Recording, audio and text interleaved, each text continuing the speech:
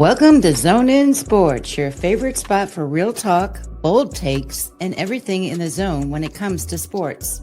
From hard-hitting analysis of the Miami Hurricanes football to the hottest stories across the sports world, we're bringing you that energy, passion, and a little bit of swagger, just like the U. So whether you're tailgating in Coral Gables or arguing in the group chats or just vibing in your way to work, buckle up. You're in the zone with your host, D. Hamp. We're going to talk a little bit about ACC week, and I just want to read a statement that a reporter was asked, or he asked Mario. Now, the report came from Adam, I believe his name is Gomi, and a reporter asked Mario this, and I quote, and I'm going to read what he said, and then I'm going to read Mario's response. It says, Miami has had the talent. It has had the opportunity, but seems like it can't get right. It's preventing itself from winning championships, the reporter asked. So Mario pushed back. And I'm going to see if you agree with Mario's pushback. I quote, first of all, I would disagree with that that Miami has had the talent, Cristobal said. We got here in 2022, and I remember watching film and saying we have a lot of work to do, and that this is the best way to put it. To summarize it, we are on a tarmac, and we have asked the pilot to delay. This was a flight during recruiting and fundraising where Miami was on the verge of not having a player drafted in I don't know in how many decades. Finally, late in the 7th round, a player was selected. Miami did not have the talent. Miami had not recruited to the level that Miami is supposed to recruit. You fast forward 3 years later, and Miami is coming off a 10-win season. Now Miami is 6th in the country with players drafted, with double-digit combine invites, with double-digit wins, and number one overall pick. Now, that kind of goes back to what Martin was saying about the Manny Diaz thing. But what do you think about Mario's statement that he pushed back on the reporter? He's spot on. Yeah. He's spot on. When he got to Miami after Diaz, it was a mess. There was a lot of dudes on that team they had to go. Yeah. It was the same when Butch got there. When Butch got there after Dennis Erickson left, you know how many dudes had to quit the team or get kicked off the team? Yeah. He did a whole lot of house cleaning when he got there. See, all these new fans, they don't remember. Right. Some of us that are older, we remember. Butch Davis had to clean house when he got there in 96. A lot of dudes quit. They wasn't used to discipline. Miami was same now. When he got there in 22, look what your boy Nestor Silvera did. I'm out. Right. Discipline bullshit he was doing. I'm out. He was talented, but you know what? He did too much dumb shit after the play, after the whistle, got some penalties. Right. He had to go. Whole lot of dudes hurry up and hit the portal when he got there. You're right. Right. Back in the day, there wasn't no portal. Either you did it Butch's way or your ass was off the team. Right. And just had to sit out here.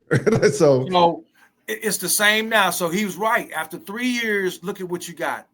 The number one overall draft pick. All these guys got drafted, and some guys didn't get drafted that should have got drafted. Mm-hmm. George should have got drafted.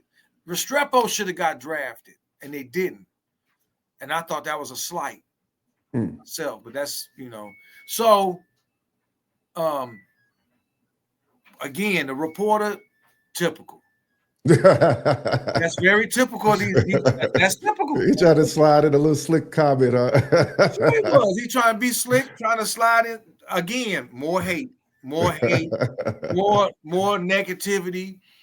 Because it's Miami. Right. Like Mario ain't doing what he's. I mean, come on, really? Right. You have the potential next year to have 2 and a possible 3 dudes go in the first round for Miami next year. And I'm talking about big boy at tackle. Bain at the end. And possibly Carson Beck if he has a decent season.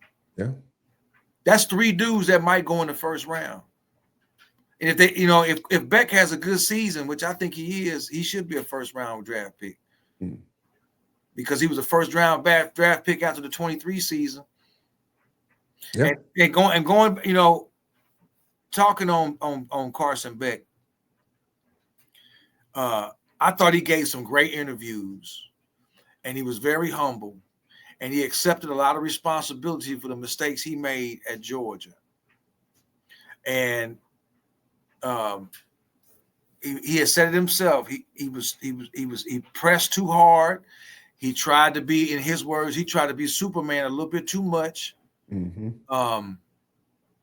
But in his defense, and he didn't throw anybody under the bus himself. Right. He only took accountability for himself, which I thought was commendable. But in his defense, again, you had no running game. Your best offensive lineman was hurt.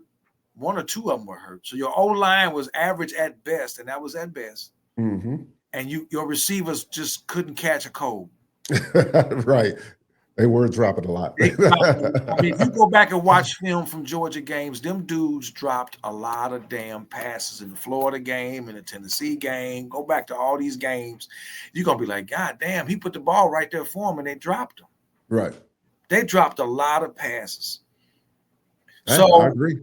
So the only reason why the national media, the people at ESPN, CBS, SI, they all dogging on Beck is because he chose to go here. If he would have went somewhere else, he wouldn't get scrutinized the way he is now. They need to stop talking about his injury because everybody said the man looked good. Quit bringing up his injury. Right. Stop bringing up his injury. You talk more about his injury than you did for old boy for the 49ers who had the same surgery and came back. Who was that? Not Purdy. Yeah, Brock Purdy. Brock Purdy. Okay, yeah. He had the same damn surgery. Right, right. They ain't talking about him nearly as much as they're talking about Beck. Right, right. And he got a contract. And he got a contract with the Niners. Come on. I mean, so that's what I'm saying. If you leave it up to the national media and the pundits and these so-called experts and all these networks, they're going to always have something negative to say about Miami because they played in the 80s and was the ones getting their ass whooped by the Canes back then. They still salty about that, a lot of them. They still salty about getting whooped. You know, that's why they got something negative to say about Miami because they remember when they was playing, they was the ones with their heads hanging on the sideline. So now, you know, they got something to say. You got old Pollock over there talking shit at Georgia because he mad because he left. Kirby wanted him to stay. Oh, Pollard, yeah.